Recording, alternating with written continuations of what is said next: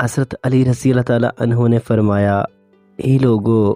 اللہ پاک سے ڈرو جو تمہاری ہر بات کو سنتا ہے اور تمہارے دلوں کے راز کو جانتا ہے، اور اس موت کی طرف بڑھنے میں جلدی کرو جس سے بھاگو گے تو وہ تمہیں آ لے گی، اور کھڑے رہو گے تو تمہیں پکڑ لے گی، اور تم اسے بھول بھی جاؤ تو وہ تمہیں یاد رکھے گی۔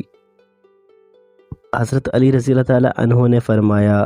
میں تمہیں 5 ایسی باتوں کی تاکید کرتا ہوں کہ اگر تم ان تک پہنچنے کے لیے اونٹوں کی رفتار کو تیز سے تیز کر دو تو واقعی وہ باتیں اسی لائق ہیں۔ تم میں سے کسی کو اپنے پاک پروردگار کے سوا کسی اور سے کوئی آس نہیں لگانی چاہیے، اپنے گناہوں کے سوا کسی اور چیز سے نہیں ڈرنا چاہیے۔ تم میں سے جب کسی سے کوئی ایسی بات پوچھی جائے جس کا تمہیں علم نہ ہو تو اسے یہ کہتے ہوئے شرمانا نہیں چاہیے کہ مجھے معلوم نہیں۔ اگر کسی کو کسی چیز کا علم نہ ہو تو اس کا علم حاصل کرنے سے شرمانا نہیں چاہیے۔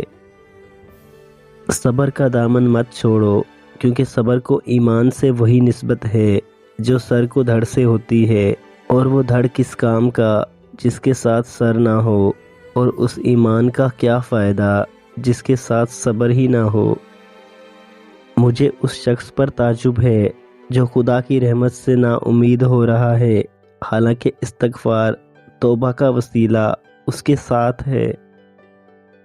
جس نے اپنے اور اللہ پاک کے مابین معاملات کو درست رکھا، اللہ پاک اس کے اور دوسرے لوگوں کے درمیان کے معاملات درست کر دے گا، اور جس نے اپنی آخرت کا معاملہ سنوار لیا، اللہ پاک اس کی دنیا کے معاملات بھی سنوار دے گا۔